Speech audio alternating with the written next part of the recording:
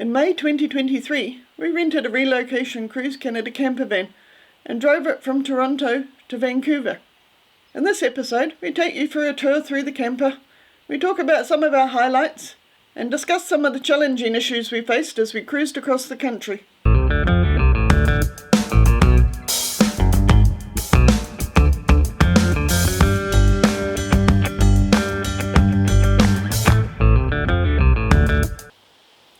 Hi friends, now we've finished our videos on our campervan tour from Toronto to Vancouver. We just wanted to talk through a few of the things that we found good about the tour, a few of the things that we not found bad, but some of the different experiences we had. Some of the learnings. Yeah, learnings along the way, and things that we hope will help you if you ever decide to do a trip a bit the same. We'll start showing you around the outside of the campervan and where all the hoses and the plugs and all the storage parts and pieces are on the campervan, and then Nicola will show you the inside of the campervan. So one thing we found when we rented the camper was they sent us a tutorial video, and we noticed that the video was 6 years old. Since we were renting a brand new campervan, we thought we'd be able to update the features a little bit. But turns out that the features haven't actually changed in 6 years, and the campervans are very much the same as they have been over the past years. So we rented a standard size RV, 25 feet long or 7.6 metres, on the Ford V8 chassis engine. Okay, outside of the van.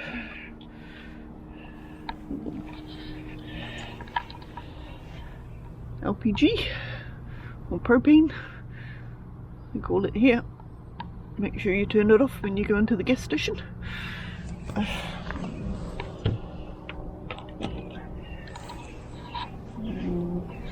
Main door.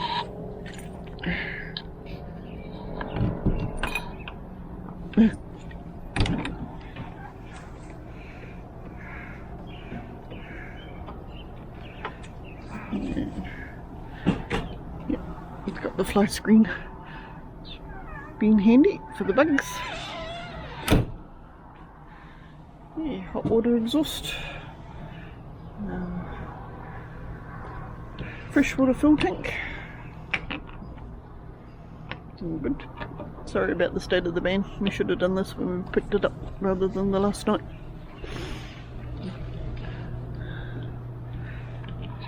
Storage.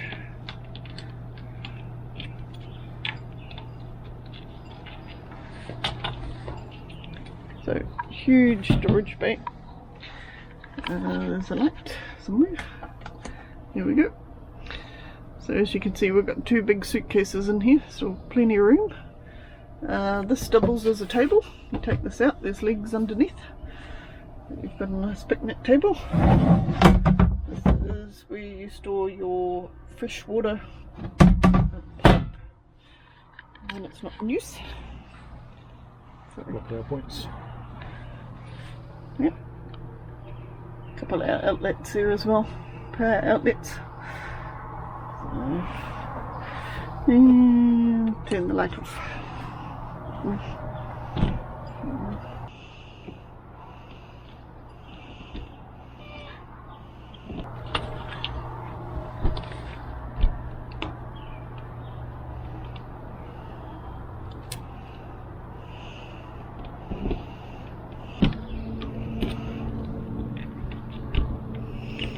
Got the one key for all the outside storage flaps, so that's quite good.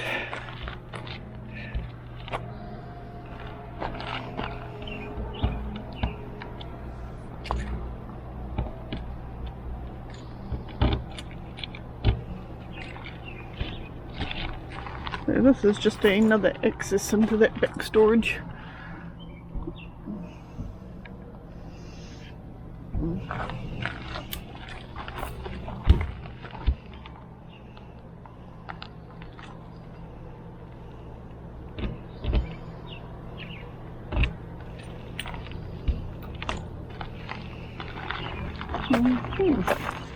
And to the side, as you can see, we're hooked up here. We've got a site with full services, so we've got the city water connection all hooked up. Stinky Slinky.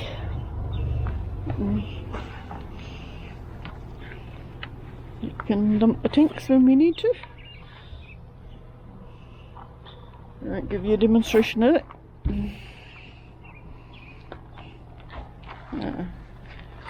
Fuel tank, furnace exhaust, and fridge exhaust. Shoreline power, which just sits up in there all nice and tidy. It's supposedly tidy. Comes with a 15 amp adapter.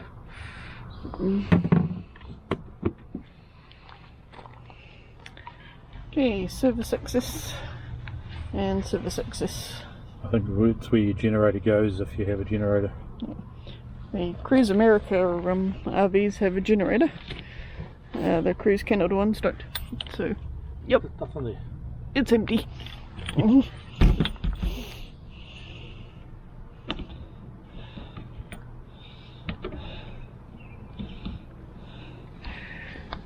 That's pretty much it. Inside and outside. Been a good little unit.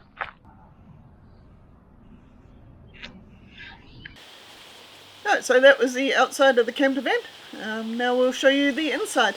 So we got a standard size RV from Cruise Canada, so around about 25 feet long. Yeah. Double bed in the back corner, full dry bath, so shower in the back corner, toilet, and then a little sink outside that, as well as a dining area, microwave, and a little dinette. So nice and comfortable for two.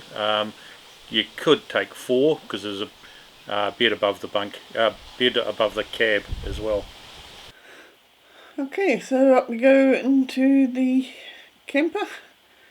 Have a quick look around. Kitchen area.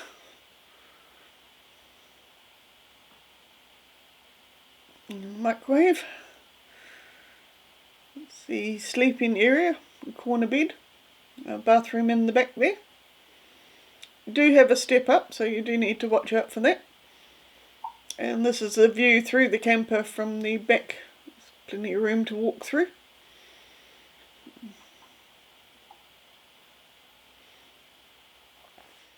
Okay, so this is the dinette area. Plenty big enough for two people, or two adults and two children. You've seen us sitting and eating at the dinette, and it's a good little space. There are additional seat belts so you can have extra people secured when travelling. There's no storage under the seats, and if you're wondering about the paper towel on the leg, we stuffed the connections with the paper towel because they rattled quite a lot while we were travelling. Onto the fridge. As you can see, it has quite a big fridge, and we found it ample for what we needed. It runs off propane and shore power, and you can leave it on automatic and it will switch from one to the other. We did find though that you had to reset the fridge when you turned off the propane at the gas station and then turned it back on again.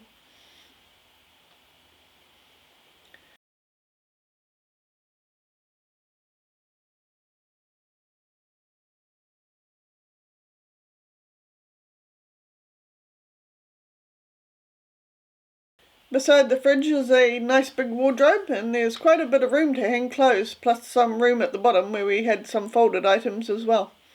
There's also 3 drawers underneath the wardrobe, which I forgot to pull out, sorry. Okay, now to the little sink outside the bathroom. It's got a light above it, so plenty of light. Quite a big cabinet with a mirror. Small sink for washing hands and brushing teeth and things. Quite a big cupboard under the sink. Maybe a toilet bag, things like that stored under there, taller items. The bottom shelf's not very wide because it's got exterior storage on the outside. Got a few things tucked down there.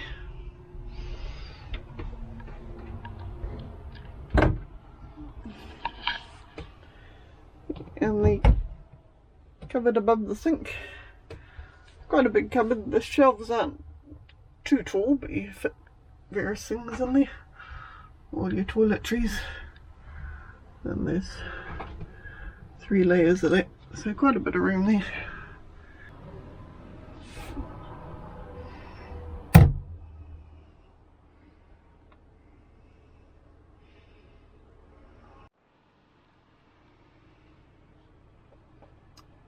This is the thermostat for the furnace. Runs quite efficiently on propane, but it does actually use a lot of propane, they told us. We haven't really found that. We've had it on intermittently over the last few nights when it's been cold. It does have an electric fan in it, which will only run for 2 hours from the battery power. So that's something you need to be aware of if you need heating overnight and you haven't got an electrical hookup.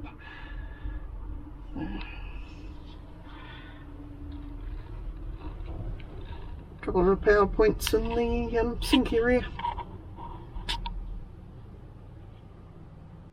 Okay, bathroom, pretty standard. Got a ceiling fan here when you're using the bathroom. Nice big shower head.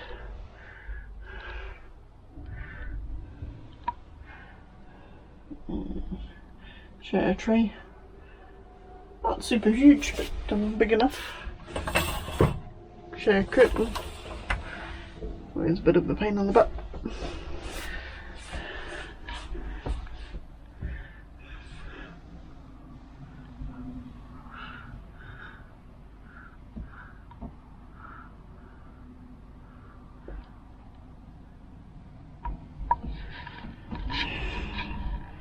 Toilet. Foot flush.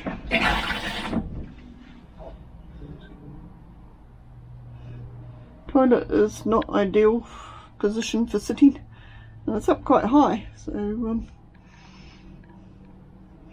it's interesting, but it works. It does what it should.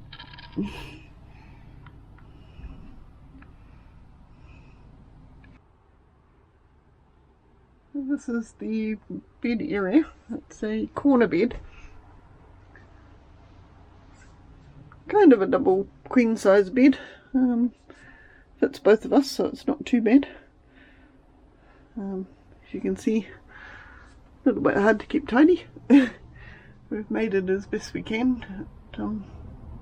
They gave us 2 kind of flat pillows. We brought another one, so haven't got much guts to them. And we got made up with one of the duvets, but we got an extra duvet here. So we got 2 linen kits, so you get a duvet in each one, or a comforter. We've got them both on the bed at the moment because it's been a bit cold. There's 3 cupboards above the bed. We've got all our clothes stacked in there at the moment. There's plenty of room, which you can see. This 3rd cupboard here, which is closed, goes right back into that back corner. So there's plenty of room for everything up there.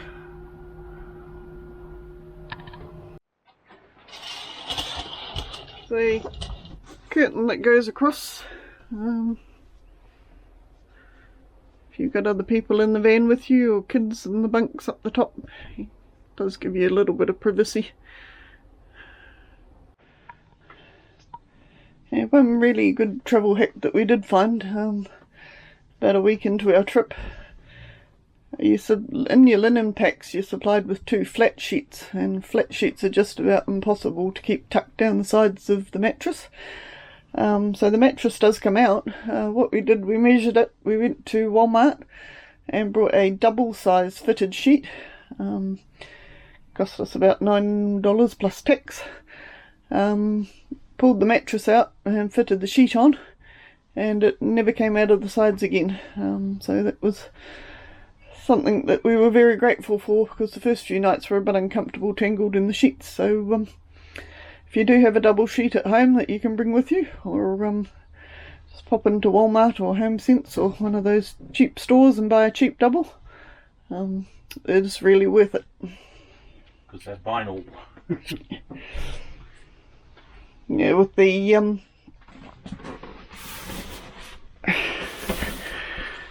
mattresses being vinyl, they're not particularly nice to sleep on if you haven't got a sheet under you. They tend to get a bit sweaty. And this is the kitchen area. Quite a good sized sink. Little window over the sink for venting, especially when you've got the propane on. Got 3 drawers here. Got cutlery in one. Whoop. Supplies in another one. And more supplies in the bottom one. They're not huge, but they're enough for what you need.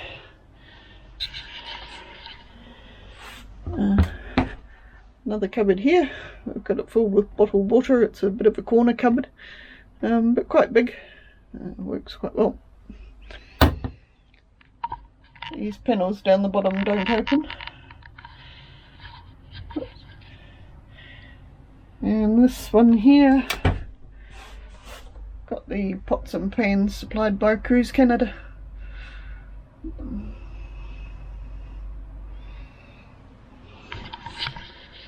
So if you want to see what they gave us, we got a colander, a stainless steel bowl,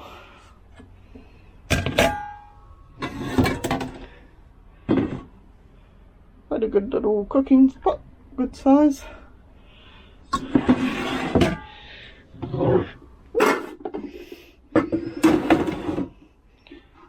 Saucepan and a little fry pan.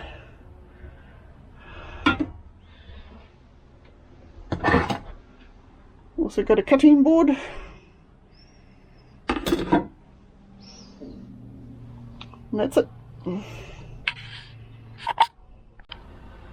And the rest of the kitchen, we've got a 3-burner propane cooktop.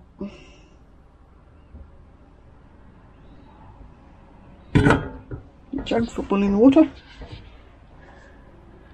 It does have a range hood, kind of handy, and the microwave, which only works on the shore power.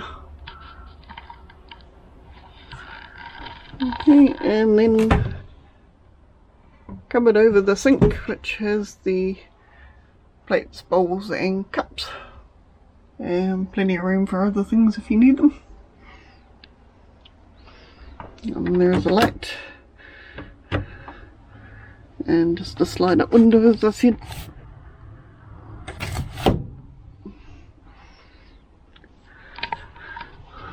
More electrical outlets.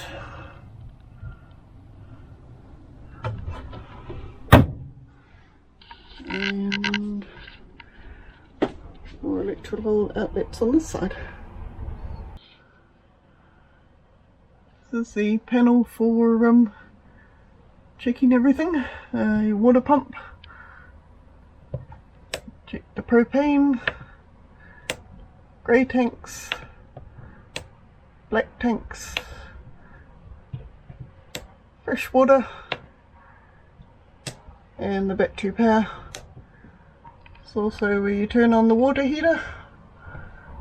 We don't have a generator. The Cruise Canada campervans don't have generators. They only have generators in the US. Not sure why that is. And there is one small lithium battery. It must be a solar charger on the roof somewhere. So bunk over the cab. From memory it holds about 400 pounds, so a couple of kids, small adults. Mainly we just used it for extra storage.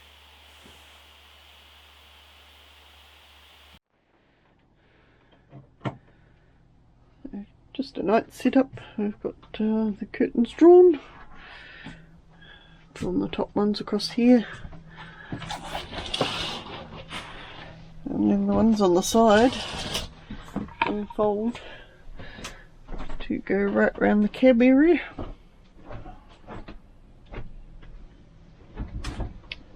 So that shuts off the main window.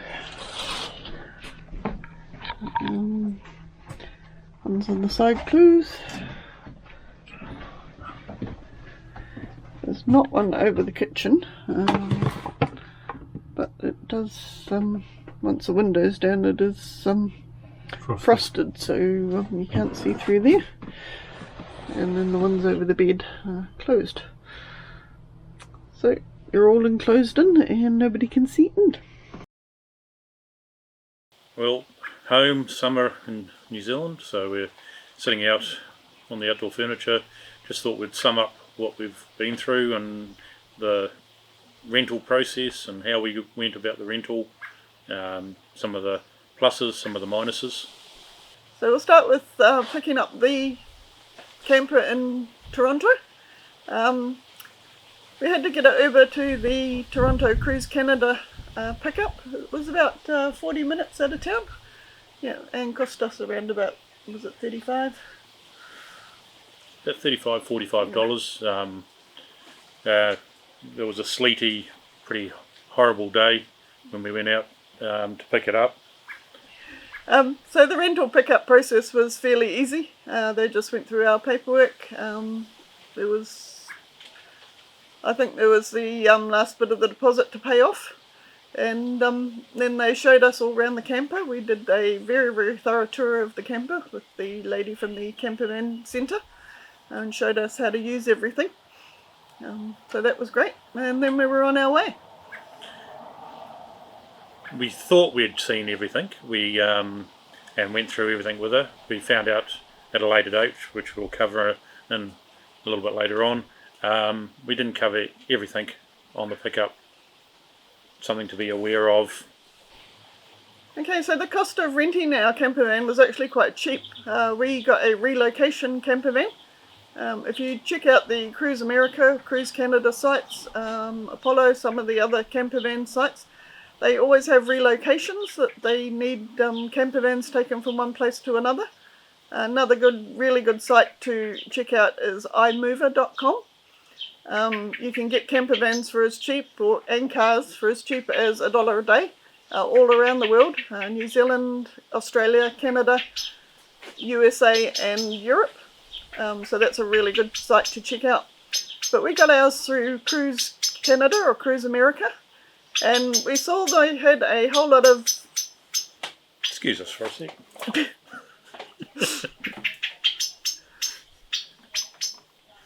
The cat's here and they're not very happy. So we got our campervan straight from Cruise America, through the Cruise America, Cruise Canada site. They had a whole lot of new relocations that they needed relocated from Toronto across to Vancouver. So we were lucky enough to get a brand new camper. And when I first started looking at them, they were actually around about $79 a day. We waited and waited. They came down to $59 and then $39. And in the end, we actually got our camper for $10 a day. So 10 Canadian dollars per night. Because once they get closer to the relocation time, they get cheaper. So if you can hold out and you're a little bit flexible on your dates, that's definitely one thing to do. Probably the biggest cost in the rental was actually fuel. It was a bit of a hungry beast. It was very much an American truck converted into a camper.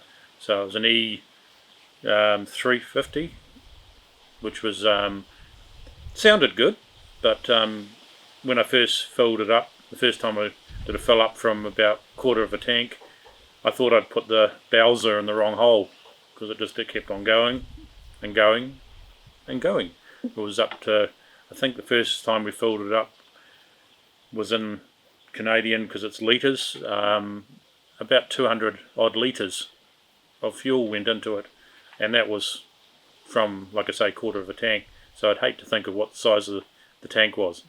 And one of those tanks would last about a day and a half. Yeah, so we ended up in all our travels going about 5,440 kilometres by the time we got from the pickup to the drop-off. And we kept our fuel receipts along the way and estimate we used about $1,855 Canadian dollars worth of fuel, which worked out at an average of about $1.59 a litre. So not too bad. And I think in miles per gallon, it worked out to about 10.4 miles to the gallon. Yeah, miles to the gallon. So a little bit hungry. The Cruise America site says between 10 and 14 miles to the gallon. You'd have to be going pretty slow to get 14 miles to the gallon, I think. We certainly didn't fing it anyway. And it was pretty flat going across most of what we drove, so it wasn't like we were climbing big hills and up and down and off, on and off the gas. So it was yeah, that was a little bit of a wake-up call. I think probably if you could get a diesel would be a lot more economic to go across, but everything seemed to be petrol. So the total cost of our camper van, after we got it down to $10 a night, so we had 17 nights, so $170 for the rental. We had an environment fee of $9.95. Kitchen kits were $125, so that's all your pots and pans, utensils, that sort of thing. And 2 personal kits, which are your pillows, duvets or comforters, and your sheets and towels. And they were $75 each, so $150 for those. In total, our whole 17-day camper van rental cost us $455. So just look out for those relocations if you do want to do something like that. They are really, really cheap and an excellent way to go. Yeah. On the going back to where we picked the van up, first night we stopped and we did a bit of a boondock in the back of a recreation centre, and went to run the water, and all the water was pink. Not being from a country where you need to winterise a lot of things. We knew what it was antifreeze, but we didn't know how to clear it. So we made a phone call to the 24-hour service desk at Cruise Canada, and got told that someone would ring us back within the hour. That was the next day. We waited and we heard nothing, so we carried on our way. Got to a town, Sault Ste. Marie, pulled into a Walmart car park and thought, okay, we'll see if we can get hold of these guys again. Rang them. Yep, no, definitely, sorry, all apologies. We'll get a technician will get hold of you within the hour, because we thought, we need to stop here. There might be someone that can service it or flush the winterization fluid out. Yeah, since we were in a reasonable sized town. We walked around Walmart, did that, no phone call, then wandered around. So we sat probably 3.5, 4 hours waiting for this phone call that someone was going to ring us back within the hour, and no one did. So took it on ourselves. We thought we'd just hook up to a water supply at a campground and flush it out ourselves, which seemed to work, but it was 2 or 3 days of unnecessary aggravation for someone that doesn't really know about winterization and the true way of flushing. Yeah, so that's something to remember when you pick up your camper. Just if it is close to winter, just ask about that. We called, we were in Sault Ste. Marie on a Friday, I think it was, when we called them. They called us back on Tuesday, when we were close to Saskatoon. Yes, and when they called us back, they actually weren't overly concerned about it. We just said we'd flushed it out, and they said they'd put it on the record. So we didn't really get a lot of help at all about that. The other thing that we, again, just sort of bring back memories of stuff, they also, when we did the tour, she turned the water heater on. We ran basically the whole day till we got to a thing, and the water heater was still going. So make sure that when you do leave the rental places, that all your things like water heaters and things are actually turned off before you get going. We had a few little, not scorch marks, but a little bit sooty on the side of the water heater, where, because of the air flying over it, made it burn a little bit dirty, so it was a little bit sooted up. We wondered what the noise was when we actually stopped. Yeah, and because it had been turned on at the Cruise Canada Centre, it was full of the winterisation, the antifreeze. So it had been trying to boil that, which didn't help. We, like I say, first night we boondocked, and it was a little bit cold, to say the least. But we stopped in a nice recreational park. It looked like a community ice skating rink. So we stopped there. Nice level surface. Nicola found it on Overlander. Overlander. Neat. Then we sort of could go for a wander and walk in the morning, have a look around. So really sort of got to know our camper just as a boondocking site. Unfortunately, because of the time of the year that we picked it up, which was late May, a lot of the side roads, the little pull-offs and things were all still closed because of the snow. They were gated, so there was nowhere to pull off, turn around and stop. So we did have to use a few, probably more camping grounds than we wanted to on the way across because of things being closed, like I say, the little pull-offs and the little side roads where we could have gone down to find camping grounds.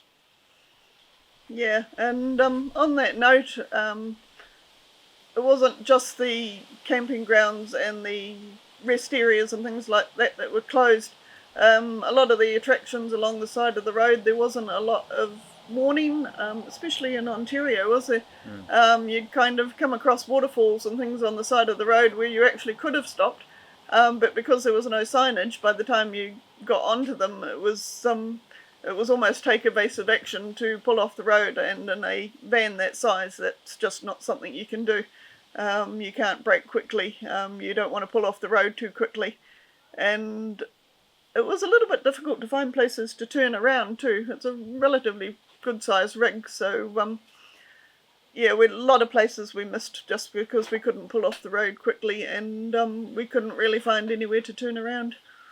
Yeah, probably it's because I think in New Zealand we do have reasonably good signage where it's 1 kilometre, there'll be a brown tourist sign saying there's an attraction, and they can be things from like a historical site or a waterfall, as Nicola said, those sort of thing which you sort of get used to. Canada didn't seem to have that sort of pre-warning signage, so it was like you say, a mad panic to stop. It was better on the west coast than it was when we first started off in Ontario. But yeah, all our rest areas in New Zealand have got at least a 400 metre signage, so you know which side of the road they're coming up. So yep, that's something for Ontario. Get your signage a little bit better. On the timing, the other thing was a lot of even the RV parks were closed. Because all the water was frozen, all the amenities weren't working, so we even struggled to find some campgrounds. There was, or the ones that we did find, there was one in Grand Falls. No, not Grand Thunder Falls. Bay. Thunder Bay. We went in there and thought, oh, this looks a brilliant campervan. It's camping ground. It's got a spa pool and sauna and all the amenities looked really, really good. So pulled in there, paid our money. Full price. Full price. Around about $56, I think it was. Yeah. To be told, oh, no, none of our facilities are open. We haven't even got the showers open. So just go and park down there. You can plug into the power and that's all you can have.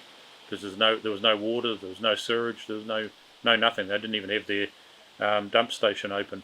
So just be a little bit careful if you're travelling at that time of the year, and ask the camping ground before you pay what facilities are actually working, because that's one trap that we fell into.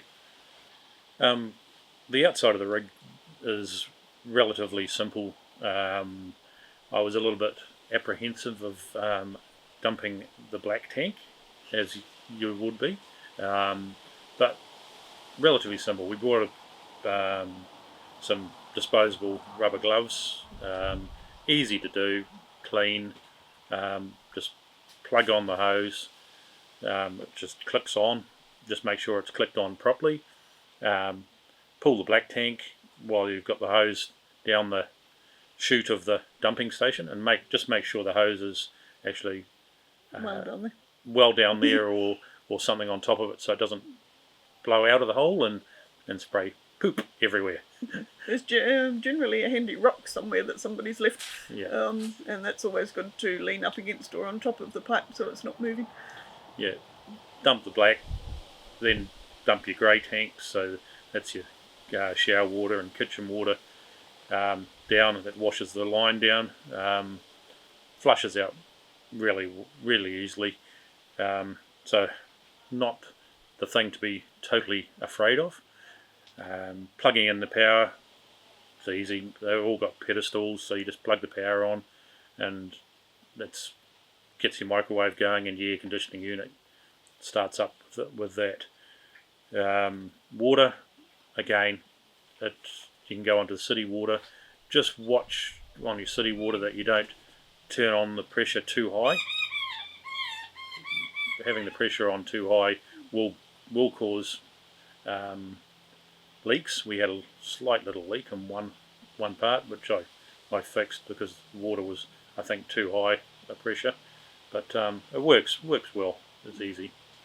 And another thing we did when we did have these city water connections in the RV parks was to give those grey tank and black tank a good flush through.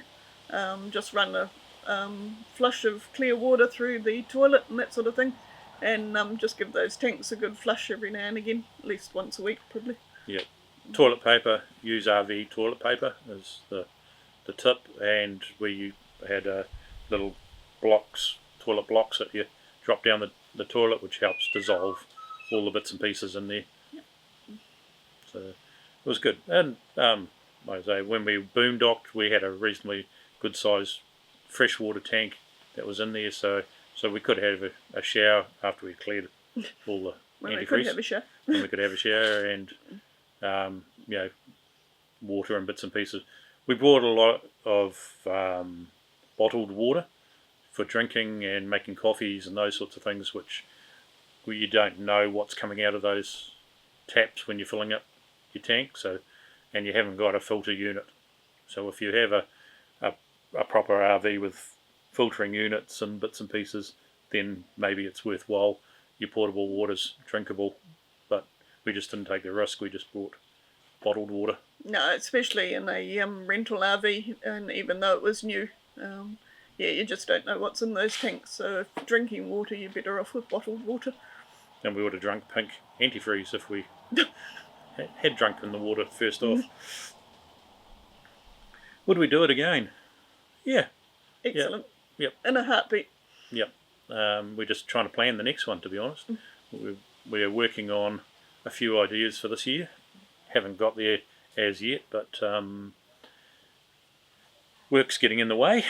Hopefully that is taken care of fairly shortly, so we can actually get into some serious planning for the next trip. Yeah, it was like we've been to Canada a few times now, and even though with some of the trials of it being still quite cold and not being able to do a lot of hiking or visiting places, we still immensely enjoyed it. One of the best trips of our lives, really. Like I said in the last video, I would have turned around and driven straight back across the country if we could have. Yeah, or gone north. That would be the next really good one, is going up into the Yukon or Alaska, doing something like that. Which, just a bit more wildlife. There's a little bit of wildlife on the east coast, but supposedly lots of mooses, which, yeah. Yeah, we think moose are mythical creatures. I think they're unicorns. Like unicorns, which you never ever see. They're a Canadian unicorn. But, yeah, would love to have seen some moose on the east coast, but missed that. West coast, there's bears, there's deer, there's mountain goats, there's everything. So Yeah. So if you ever do get a chance to rent an RV or have a look at those relocations, if it's something you want to do, it's excellent if you're thinking about doing RVing full time, to get a rental for a few weeks and just see how you go and see if you enjoy it. We certainly did, and we really hope that our videos and our explanation today would have helped you make a decision as to whether it's something you want to do or not. It's experience and it's memories, and you can't, buy memories. You can only, make memories, and making memories is great. And we made lots of memories of doing that trip across. Yeah. So take care, everybody. We'll see you in another episode. We've still got quite a bit of footage left from our 6-week holiday. So I'll put together a few more videos and show you what we got up to. But for now, take care, and we'll see you on the road. And please subscribe if you can. It will help us get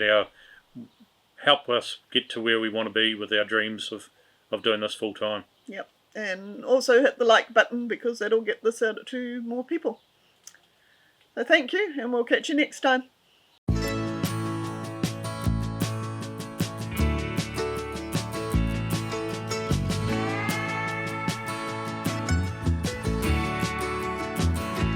I look out across the water, I smell the salt.